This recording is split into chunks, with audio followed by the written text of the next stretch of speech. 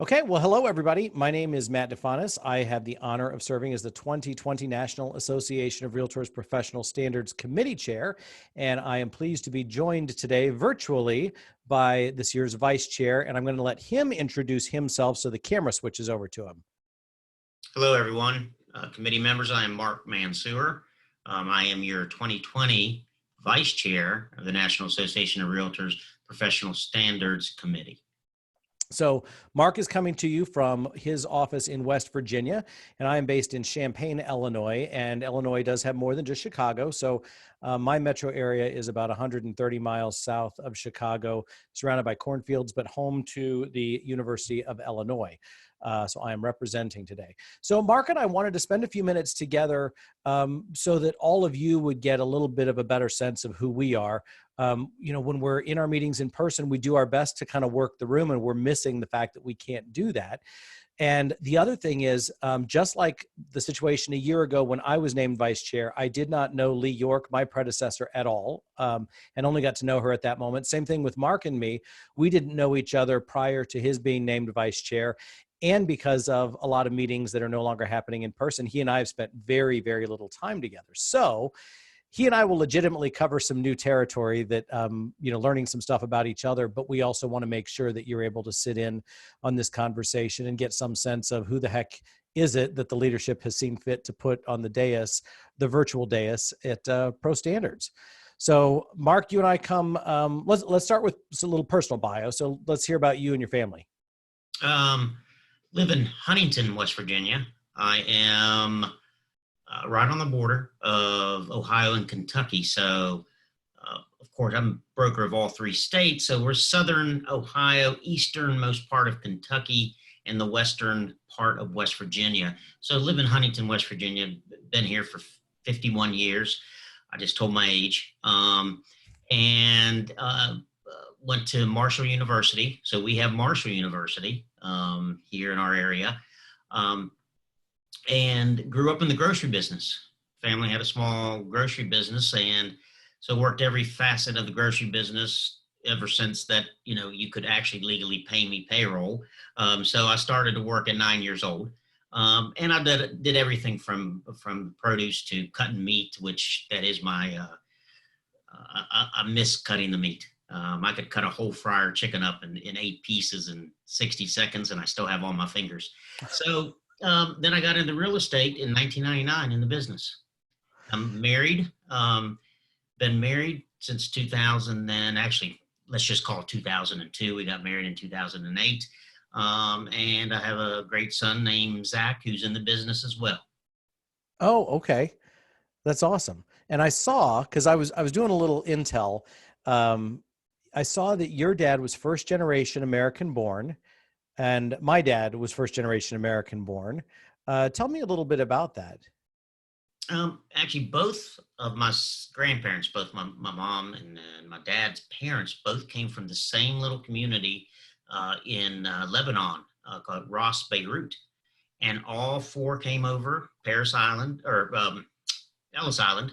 And my mom's family settled in Michigan City, Indiana, so we spent time on Lake Michigan and would take the South Shore to Chicago. And then my dad's parents settled here in West Virginia and in Huntington. And that's where my grandfather started a grocery store, and his dad moved it from there. Okay, very cool. So my dad's dad came through Ellis Island sometime around 1900, and these are some big generations. So my dad's dad was born in 1897 and came through Ellis Island, very, very early childhood. And he was an uneducated railroad worker. So he was a boxer, they ended up in Chicago. He was a boxer as a, late teens, 20-ish years old. Then, never really finished school, and then worked on a long ago defunct railway line, which was very typical immigrant labor at the time. And then my dad was raised on the south side of Chicago, and he came along like 8 years after his two older sisters. And so he was a surprise. They lived in a 2-flat little apartment with only 2 bedrooms. And so he slept in a fold-out chair in the dining room. And yet all three of those kids, who grew up with almost nothing, all three of them finished college, and two of the three have graduate degrees. So my dad, like so many others in my community, because the University of Illinois here in Champaign-Urbana has over 50,000 students, like many people, he came down here for law school, and ended up going back to Chicago for a time after that, but then came back and has had the whole rest of his career here. And then, of course, I've been born and raised in this area. That's great. That's great. And did you attend Illinois? I did, and I swore I wouldn't. So I'm from here, and I'm sure if you ended up going to the hometown school, you had some of the same issues, which was, I don't want to go there, and because it was in my own backyard, and U of I was huge and seemed huge and impossibly impersonal, and so I got into some pretty exotic places and started college somewhere else, and then transferred to U of I, and then did law school at U of I. While I was doing real estate. And if I knew then what I know now, I would have never gone anywhere else. I mean, it was a tremendous bargain, and I'm still paying off student loans from 3 semesters at an expensive private school. So yeah, I'm a really proud U of I alum. And then my 2 kids, if I scoot over a little bit, my 2 kids are visible on the wall behind me. My wife is a Filipino immigrant. We met in a nursing home in Southern Illinois in a virtually all-white community back in the mid 1990s. So she came from the Philippines in January of 1993, flying into O'Hare, having never seen snow in her life and not owning a winter coat. And then after she had spent a couple weeks in Chicagoland getting her licensure credentialing done, and then was picked up by the nursing home administrator that had hired her and her college friend, and they had never seen so many kilometers of open fields in their lives. They wondered where it was they were being taken. And my grandfather ended up admitted to the nursing home that she worked in. And I met her while I was working a summer job driving a forklift at a Sherwin-Williams warehouse in this totally Caucasian community. And I ended up meeting this Filipino woman. So the community I live in is super global for a small metro area. We have a very international population because of the university. So it's worked out really well. She's been very happy being here. She was a registered nurse when we met. She's done grad school since we have gotten married. So she's a nurse practitioner. And I was only halfway through undergrad when we got married. So I finished undergrad in psychology and then did law school full time after I'd been in real estate for a little while. So we have 2 kids that are now 12 and 15. So one is finishing an e-learning freshman year of high school, and the other one is finishing an e-learning 7th grade year in middle school. That's great. That's great. And again, my wife we met in the real estate business. So I'm a realtor. I'm the broker. She's the realtor, and our son is a realtor accountant who does all our billing. Okay. And is he in the field at all, or is he entirely office based? I have 38 agents, so he basically in the office, but he'll do open houses for agents who can't or need to show property that they especially this time, that there are people that are not wanting to get out. So we'll, we take the precautionary measures. So it is all in the family. So it's a good thing. So you're a multi-office firm, correct? Yes. And are you broker of a designated location, or are you broker across multiple locations? Actually, I just have I have the main office and 5 other satellite offices. And so they're all your babies. Correct. Okay. Gotcha. Correct. All right. And then, so I am a multi-office RE/MAX franchise owner. So our main office is in Champaign, which is where I'm standing right now. And then we have offices in Mahomet, which is a large suburban community, large relative to small metro area standards.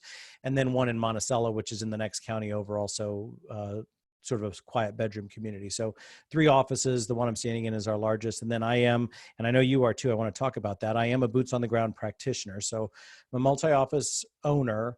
I'm a team leader, but I am also a very full-time boots on the ground practitioner. And I'm super blessed to be as busy firsthand with clients and transactions right now as I've been in years. And then I do have a couple of other licensees that are on my team, and then about 60 agents on the total roster.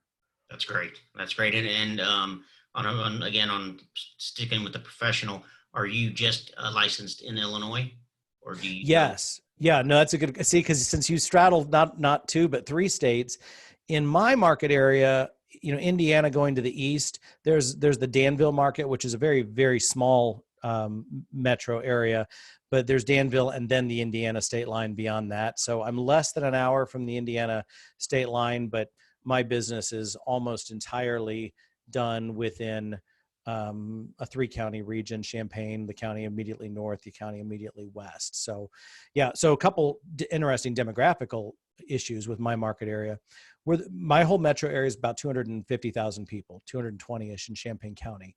We are the smallest county outside of Hawaii to have more than 20,000 Asians. Yeah, so we've got 22,000 Asians. And, when I read the article in the paper that said that, my wife's extended family was visiting. I'm like, well, I got half that in my basement right now. Because, of course, my wife, I'm the only non-Asian every day when I go home. But demographically, really an interesting place, super diverse, people from all over the world, as well as diversity in from all racial groups. So for a small community, it is not like any other small metro area. Okay, great. And your metro area has its roots in industrial stuff, correct? Being on the river? We have the river, railroad. We're not in the actual coal mining part of West Virginia. We have more of our, we have steel plants, but a lot of it now is the university and the hospitals, healthcare. Okay. West Virginia has one of the oldest demographics in the country as far as age. Okay. And then, where Eastern Kentucky does have the coal mines. We got a big petroleum plant, Marathon Oil. So we have diverse industry, but it's, some industrial, mostly healthcare and the university. Yep. And in my market, university is the biggest employer and healthcare is number 2. So that seems familiar. So let's talk about what has gotten each of us up to our eyeballs in professional standards. So how did you get roped into pro standards?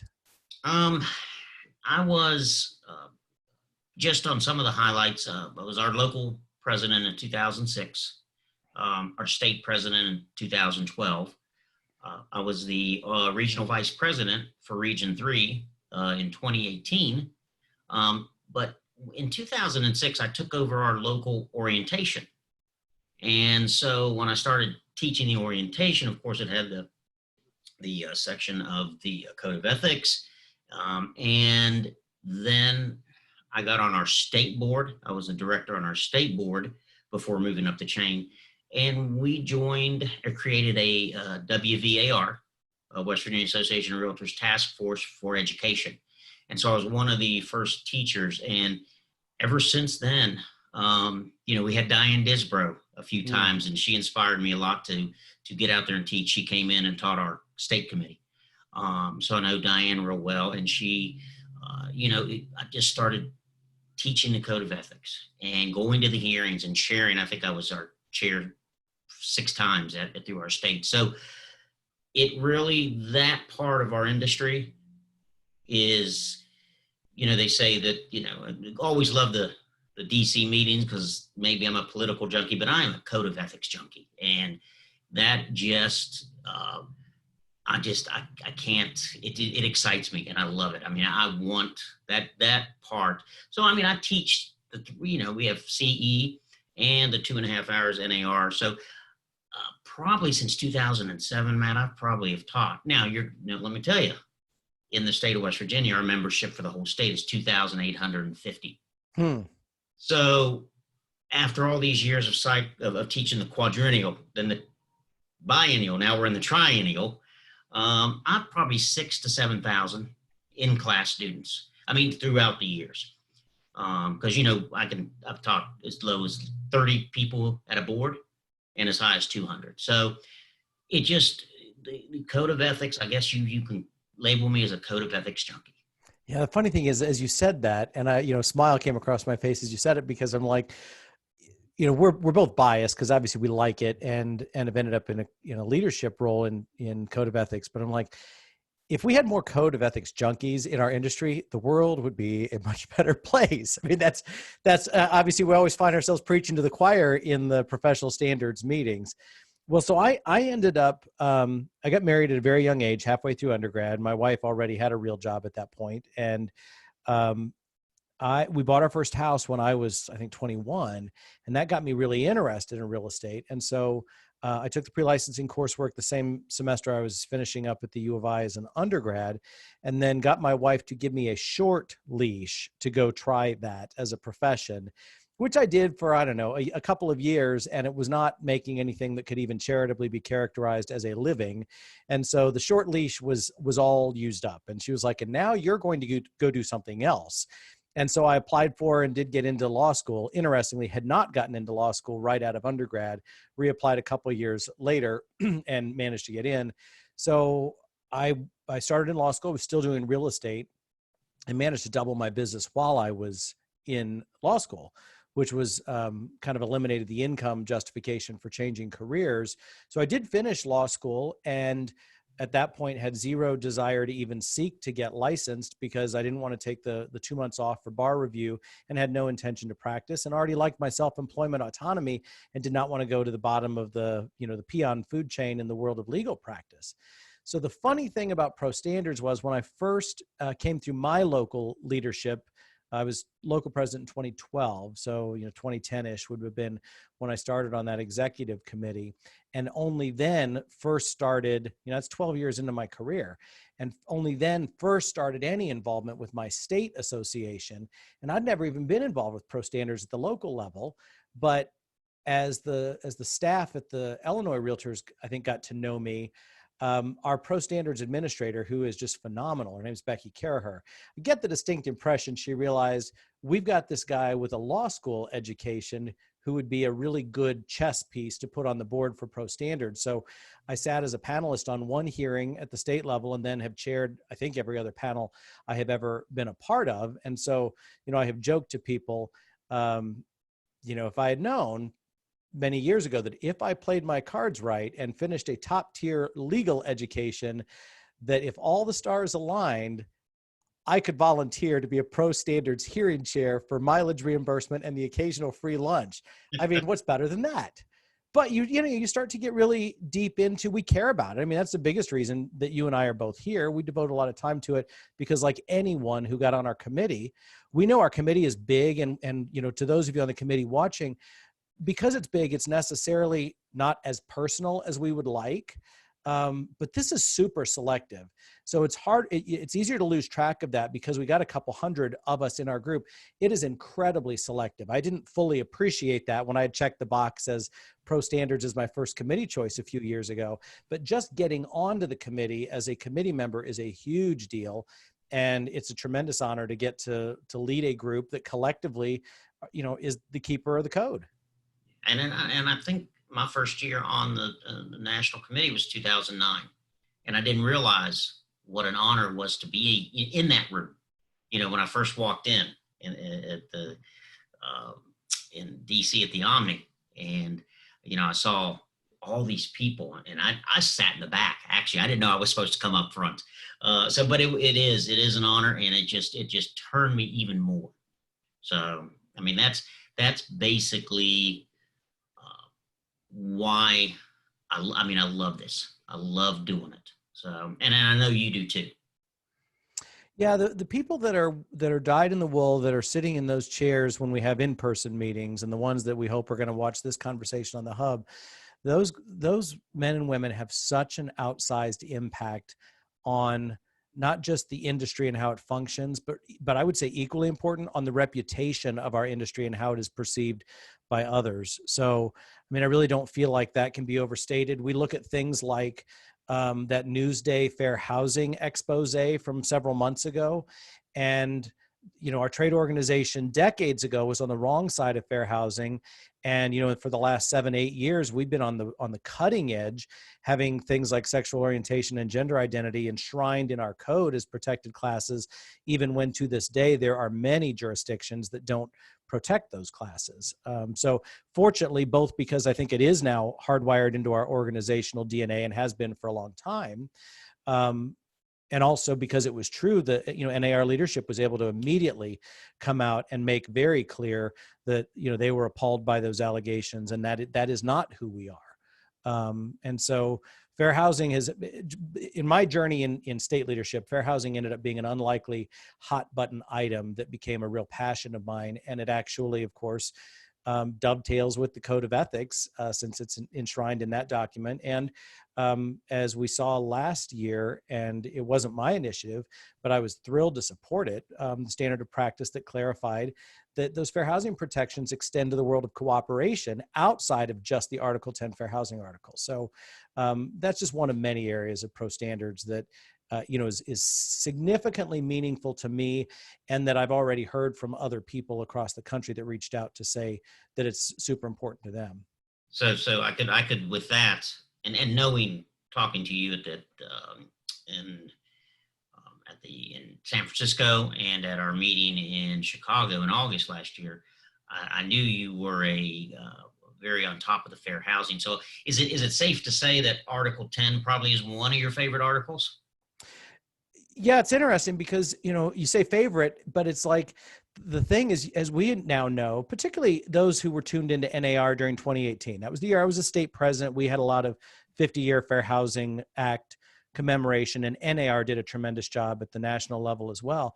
And it's one of those things where it's so many mixes of emotions, because if you're, my guess is your experience is similar to mine. People my age and younger often have never seen white people my age and younger have often never seen a fair housing violation firsthand. And it becomes all too easy to think, well, we've legislated it, or we've Article 10'd it out of existence. And then, when I started getting involved with the minority trade groups, and I'm a dues paying member of the Asian Real Estate Association of America, the National Association of Hispanic Real Estate Professionals, the Dearborn Realtors Board, which is the Chicago portion of the National Association of Real Estate Brokers, the Black Trade Group, and the National Association of Gay, Lesbian Real Estate Professionals, and Women's Council of Realtors. But you start having any meaningful contact with folks from those organizations, and you realize that Article 10 stuff Article 10 is not a history volume. Article 10 is something that is still super relevant today, because fair housing, we're at the end of Fair Housing Month. Fair housing is still an actual legit battleground for a lot of our practitioners and for a lot of would-be home buyers and sellers in a lot of different places. And I knew, talking to you about that, especially when I think one of your passions is to see more diversity in the actual hearing panels, and the people that sit on the committees, state, local, and even national. It is. I'm glad you brought it up, because one of the things that I guess now is a good opportunity to explain, we talked about how selective being on this committee is. It's a big deal. And I want to make clear, I consider every single person that is on the committee to be an extraordinary blessing. They're all super well qualified. Honestly, they would never have gotten there. It's a very small cut of people that make it. But in general, we know that the population that we serve is less white in the United States with each passing year, and in some places it's already no longer a majority. It's a plurality or a minority. And I would analogize the world of pro standards volunteers to the same issue that you would get if you were a non-white defendant in a criminal matter, and you walk in for your trial and it's an entirely white jury. That body that is going to be passing judgment has lost credibility before anyone's ever spoken the first word in the hearing. And so I think, as we're mindful of the reality of our demographics, as we're mindful of the fact that fair housing and areas of discrimination and just cultural differences are still a very, very big deal, I think it's important that we as a body, as a committee, have as many divergent, and diversity is not just what color your skin is, but as many divergent viewpoints, backgrounds. That's racial, that's cultural, that's everything. It's geographic, it's political. We need as much of that as possible, but we also need to not ignore the optics of what it looks like, boots on the ground in a pro standards hearing, where if we're serving a highly diverse population and a bunch of old white people are the people standing in judgment. So diversity really does matter. And so I hope we all keep in mind our primary responsibility when we're lucky enough to be in a leadership position is finding our replacements. And so I always try to keep that in mind, and hopefully bring in people that are not going to look like me, but look like, a cross section of everybody that's in our marketplace. Oh, that's great. And I know that's one of your passions. So that was great to hear. So if I were going to push the biggest hot button on Mark, what would that be? Now it's not having a haircut for over a month and a half, and I was going to have my wife cut it last night, but God, she charged too much, so I didn't get it. I will say my wife happens to actually be pretty good at it. So she did just cut my hair in the last several days. And fortunately it turned out great. I'm really lucky. I look like I've been breaking the law. Oh, wait a minute. You sneaked away and had a date with a haircutting person. Well, just don't turn around. I don't want to see the back. I guess my hot button, if you're talking, is professionalism. It's, of course, and I don't want to, and I said that wrong when I said your favorite. My most passionate article is probably Article 15, where I feel we are our own worst enemies. When it comes to the public perception and how we are professional, we can walk the talk, but I think we need to respect each other no matter whether you're in the office, out of the office, co-broker, whatever. I think we need to protect ourselves and respect each other. And once we start respecting each other, the public will respect us. And that's my hot button, is professionalism. And, I don't want to take the credit of just creating that. But the 2019 president of the Virginia Realtors, Beckwith Bowl, she had the greatest installation speech just from the hip, and she talked about professionalism, and that really struck a chord with me. But that is probably my hot button, even just not at the level of our committee, but even just within the house here, within the agents. We've got to stop, and we have to respect each other. That's huge. Actually, I'm thrilled to hear you say that. It's one of those things where when I'm teaching new agents, and when I'm teaching the pre-license class, now every state's license laws are different, but I'll start out with what makes us different than a car salesman. Well, everyone knows, because movies and TV shows parody it all the time. Everyone knows when you walk onto a car lot, that person is not there to take your side. And in our profession, we have a really solemn obligation to represent the best interests of our clients. So just because we are typically paid commission, like a lot of other sales professions, but we're very, very different. And the professionalism angle, the optics of it are, you said it best. We can't expect others to take us seriously and treat us with respect if we're not treating each other within our industry sandbox in a respectful manner. Correct. And I mean, that's what I believe. So, that's my hot spot. So you'll catch me get irate, especially, like I said, when an agent comes in and says, "Oh my gosh, this other agent is such an idiot." I say, "You look what you just said. You look what you just said, and you are going to say that probably slip to your client." So once we start respecting ourselves, then, like I said before, I think the public will. So that was a great question. Thank you, Matt. Well, so guys, I want to be respectful of our committee members' time, but I feel like this is what I wanted for those who are watching on the committee to sort of get a sense of who you're going to be hearing from, because we're going to have a condensed amount of time at our actual committee meeting. And hopefully you sense that you know us a little better now. And I'm pretty sure I speak for Mark when I say, now that you have a sense of who we are, please, please, please do not hesitate to reach out to us by text, phone, email, or on the hub and start up a conversation. We know this year we're going to be forced into a virtual environment that none of us had foreseen just a matter of weeks ago. And so I don't want that to mean that our committee is any less meaningful or our interactions are any less meaningful than they would otherwise be. So thank you so much for taking time to hang out with Mark and me, and please reach out. Do not be strangers. And we will look forward to being in an interactive pro standards meeting here in just the next few weeks. Mark, be safe, my friend. It's so good to see you. You too. And then we'll talk before, I think the meeting's May 6th. Yep. Coming up soon. Thanks, everyone. Thank you, everybody.